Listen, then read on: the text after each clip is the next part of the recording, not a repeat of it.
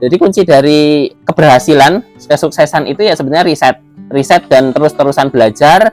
Dan yang paling penting itu sebetulnya di ternak itu kan kita sama-sama makhluk hidup gitu ya. Ya gimana caranya kita juga saling ngerti lah gitu kan, kebutuhan pakannya mereka seperti apa. Nah kita pelajari itu sehingga apa? Sehingga mereka puas, mereka nyaman, dan otomatis secara tidak langsung mereka juga akan kasih feedback yang baik ke kita gitu kan. Dalam hal ini kalau untuk telur gitu kan, otomatis telurnya pun akan berkualitas ketika kita juga kasih pakan yang berkualitas. Assalamualaikum warahmatullahi wabarakatuh. Perkenalkan, nama saya Odi Anugrah Agusta. Saya berasal dari Swadaya Alam Farm. Kalau potensi ternak ayam ke depan itu menurut saya sendiri itu masih terus berkembang ya. Karena apa? Karena sebetulnya balik lagi ke zaman dulu gitu ya. Mbah kita gitu-gitu. Itu kan kita mereka itu hanya mengandalkan dengan ternak dan tani aja bisa hidup gitu kan. Yang pertama bisa hidup, bisa menghidupi kita, bisa menyekolahkan kita dan segala macamnya seperti itu. Nah, dari sana kita melihat peluang gitu bahwa untuk saat ini pun program pemerintah arahnya adalah ke ketahanan pangan, ya kan. Nah, dari situ kita sudah bisa lihat otomatis peluang ke depan itu akan semakin terbuka lebar gitu, di mana kebutuhan dari ayam itu sendiri, daging khususnya itu juga sangat meningkat, semakin hari semakin meningkat, apalagi kebutuhan di sisi telur gitu kan. Karena kebutuhan protein itu di Indonesia memang gapnya masih sangat tinggi dari rata-rata yang memang harus tercukupi gitu kan. Namun masih banyak nih yang belum care, belum aware terhadap kebutuhan nutrisi khususnya protein tersebut gitu. Nah, harapan kedepannya sebetulnya sekaligus per masing-masing rumah itu ketika memang mereka itu punya satu koloni aja gitu, misalkan satu paket satu jantan 4 betina gitu ya, untuk bisa menghasilkan telur konsumsi harian 3 butir telur per hari, itu kan sudah cukup sebetulnya untuk keluarga kecil seperti itu. Nah, itu yang mungkin kedepannya bisa dikembangkan gitu ya, khususnya peternak-peternak yang ada gitu ya. Sebisa mungkin kita juga bisa bimbing gitu kan masyarakat untuk bisa ke arah sana, sehingga kebutuhan nutrisi, kebutuhan protein dari harian gitu ya itu bisa terpenuhi. Kalau untuk kunci suksesnya itu yang pertama itu pokoknya belajar gitu ya. Kuncinya itu di belajar gitu kan. Kita ambil lah semua gitu kan. Udah banyak senior-senior yang share gitu kan di YouTube, kemudian di Facebook dan segala macamnya, itu sudah banyak yang share lah. Ya, keuntungannya kita bisa mix itu gitu kan. Kita bisa amati, tiru, modifikasi bisa, amati, tiru, plug juga bisa gitu kan. Nah, tinggal kita mau mengikuti ya senior yang mana seperti itu. Nah, di saya sendiri juga saya mengimplementasikan ada beberapa teori dari senior-senior yang memang sudah diterapkan gitu ya. Yang pertama gitu ya, dari awal mulai itu karena melihat itu dengan kandang kastarinya gitu ya, sehingga saya punya keinginan untuk gimana caranya memenuhi kebutuhan protein di keluarga gitu. Nah, akhirnya saya coba bikin kandang kastari gitu kan. Nanti mungkin bisa ditampilkan gitu ya kandang kastarinya yang awal saya bikin gitu ya. Nah, dari sana kita juga terapkan liter kandang gitu ya. Nah, liter kandang seperti apa sih yang cocok, yang tidak menimbulkan bau di lingkungan dan segala macamnya. Nah, itu juga kita terapkan gitu kan. Kita coba kita coba gabungkan gitu ya teori-teori yang ada, kita coba riset gitu. Namun ketika kita ya nyun sewu gitu kan, kita hanya ternak tapi tidak mau belajar sama sekali dan segala macamnya. Nah, itu yang salah gitu. Kenapa kok salah? Nah, nanti ketika sudah katakanlah misalkan ternak gitu ya, ada populasi 10 katakanlah, tidak mau belajar sama sekali gitu, cuman nonton enaknya aja gitu kan. Di YouTube itu kan banyak enaknya gitu ya, wah ternyata seperti ini ternyata diimplementasikan nggak bisa gitu kan, gagal. Ya itu sebenarnya bukan salahnya yang sudah meng-share ilmu gitu kan, namun kita itu masih belum paham, kita belum belajar ilmunya dari fundamentalnya seperti itu. Nah, maka dari itu ya kunci kesuksesannya sebetulnya terus-terusan belajar itu gitu. Jangan mudah jangan mudah menyerah gitu kan. Dan yang paling penting itu ya kita harus cepat adaptasi lah gitu kan. Di samping kita terus belajar, kita adaptasi dengan cuacanya lagi seperti ini, kita harus seperti apa, cuacanya lagi seperti ini, seperti apa. Untuk alhamdulillah ya, karena memang dari awal itu sudah kita pikirkan gitu kan, gimana caranya, kita sudah belajar dulu lah sebelum kita ternak itu. Kita belajar dulu, walaupun dari kecil juga sudah diajarkan sama bapak gitu ya, itu untuk beternak. Namun secara praktek langsung itu memang baru ya 2 tahun terakhir ini gitu kan, dimana yang paling penting itu kan nutrisi pakan ya. Nutrisi pakan itu seperti apa, dipelajari kebutuhan proteinnya seberapa dan segala macamnya, sehingga berpengaruh nanti terhadap produktivitas telur, berpengaruh terhadap kualitas telur dan segala macamnya. Nah, itu kita pelajari dulu, kita coba implementasikan pakan gitu ya. Pakan pun saya juga beberapa di awal itu mencoba banyak banyak merek dan banyak jenis gitu ya, dimana saya cuman pengen ngukur gitu kan, bahwa ketika dikasih pakan seperti ini produktivitasnya kayak apa sih, ketika dikasih pakan seperti ini seperti apa. Nah, itu juga saya coba riset sendirilah gitu. Karena apa? Karena ketika kita hanya mengikuti apa yang ada di YouTube gitu ya, kadangkala kan kita hanya melihat enaknya aja gitu kan, kita tidak bisa melihat, kita tidak bisa tahu bahwa sebelumnya itu mereka udah jungkir baliknya kayak apa. Nah, maka dari itu kita perlu riset sendiri. Kalau bagi pemula yang ingin ternak itu yang pertama niat ya, yang paling penting itu niat gitu kan. Niat itu dalam artian gini, niatnya itu yang pertama kita awali dengan pemenuhan nutrisi kebutuhan protein di keluarga kita itu terpenuhi gitu kan, tercukupi. Nah, dari sana coba kita evaluasi dari mana nih kita bisa ambil peluang bisnis di sana. Seperti itu. Jadi ketika kita sudah tahu, oh ini aku katakanlah ternak ayam Elba gitu ya, khususnya untuk petelur gitu kan. Oh, di sana ada peluang untuk kita bisa jual telur konsumsi dan segala macamnya. Monggo bisa disebar, bisa ditingkatkan populasinya. Namun di awal itu kita niatkannya adalah untuk gimana caranya bisa memenuhi kebutuhan protein keluarga kita.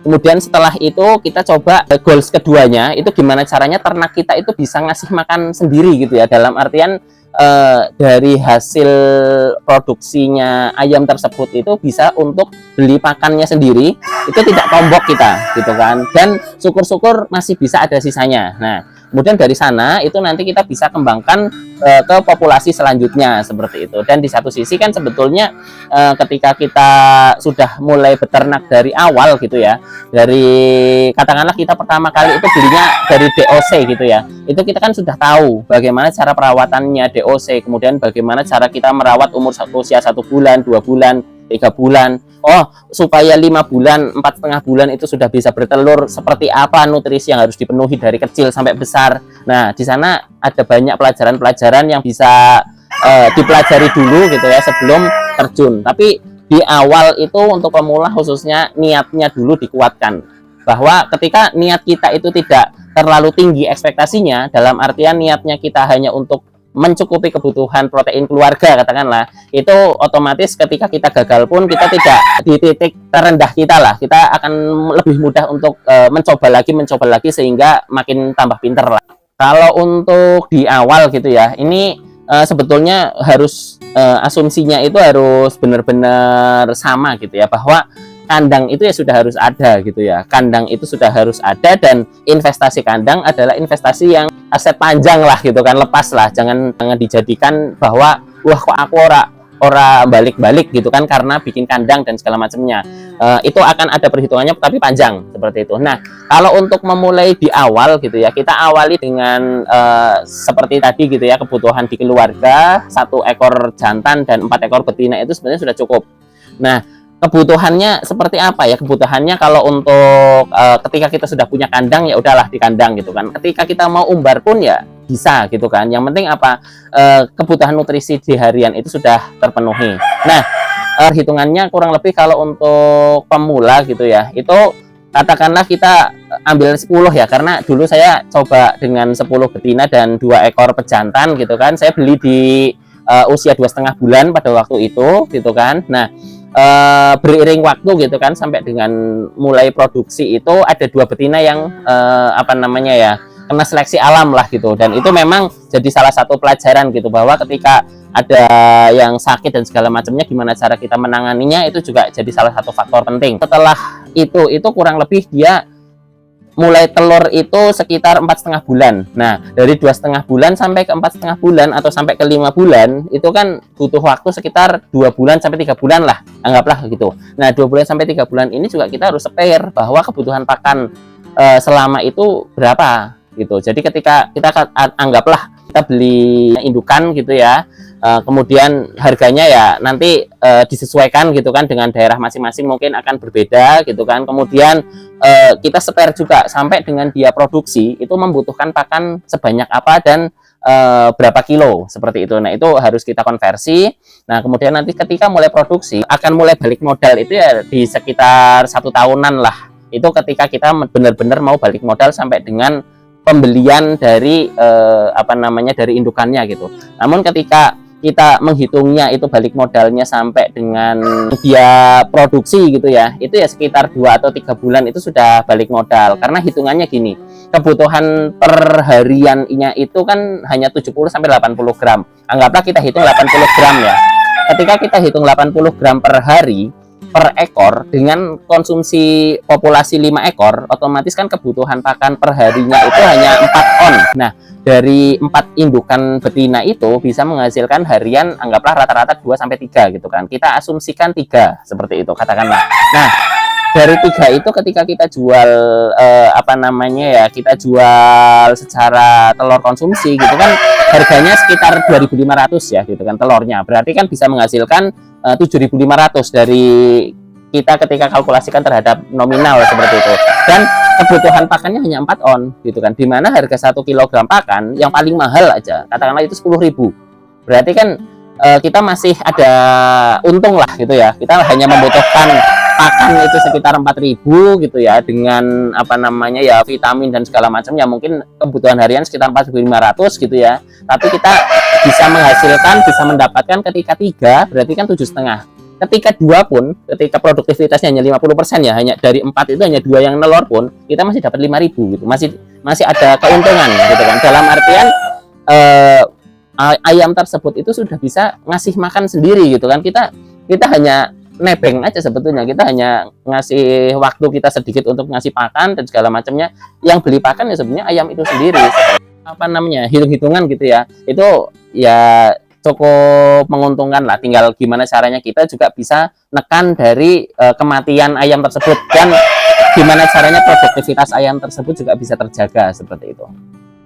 Ketika mau memulai ternak ayam, itu yang pertama itu tentukan dulu kita mau ternak itu untuk apa gitu kan, tujuannya gitu kan. Dan saran saya sih lebih baik untuk kebutuhan nutrisi keluarga dulu gitu kan. Kemudian yang kedua itu tentukan kita mau ambil di jalur petelur atau mau ambil di jalur pedaging, karena itu akan berbeda gitu. Ketika kita ngejarnya di telur, berarti sebisa mungkin yang konsumsi pakannya kecil gitu, salah satunya Elba. Kemudian ketika untuk pedaging gitu ya, dimana konsumsi pakan itu kan akan lebih banyak, dan gimana caranya itu speed broodingnya itu cepat gitu kan, pertumbuhan dari ayam tersebut juga cepat, sehingga tidak membutuhkan waktu lama untuk bisa mengkonsumsi atau menjual ayam tersebut seperti itu. Nah, itu ditentukan dulu kita mau ambil yang petelur atau pedaging gitu kan. Nah, yang ketiga itu kita yang perlu kita ukur gitu kan, bahwa secara produktivitas, secara segala macamnya itu mana sih yang paling menguntungkan. Nah, itu kita kita bisa simulasikan lah gitu kan, sehingga nanti para pemula gitu juga akan bisa mengkalkulasi sendiri kapan sih saya bisa mulai menikmati dari hasil ternak itu gitu kan, seperti itu. Karena kalau dibilang sulit ya, memang banyak yang harus kita pelajari gitu kan. Kalau dibilang mudah ya nggak mudah-mudah banget gitu kan, seperti itu sih Mas. Untuk pemula khususnya gitu ya, sebisa mungkin itu jangan tergiur dengan harga-harga yang khususnya untuk indukan gitu ya, itu jangan tergiur dengan harga-harga yang di bawah dari pasaran gitu. Karena apa? Karena itu nanti akan berpengaruh juga, mungkin akan ada pengaruhnya ke produktivitas ketika sudah mulai produksi gitu. Dan sebisa mungkin itu coba mencari farm-farm yang memang dia bisa dipertanggungjawabkan lah gitu kan, dan di sisi indukannya itu sudah terjamin kualitasnya gitu. Karena untuk para pemula khususnya yang dimulai dari 5, dari 10 dan segala macamnya, itu kata kuncinya itu ada di situ gitu kan. Ketika kita di awal itu salah menentukan indukan, salah menentukan ayam apa dan indukan kualitas induk mana yang memang tepat gitu ya, itu biasanya produktivitasnya mungkin tidak sebagus dari yang lain, kemudian speed broodingnya untuk yang berdaging tidak sebagus dari yang lain gitu-gitu. Nah, itu nanti akan apa ya?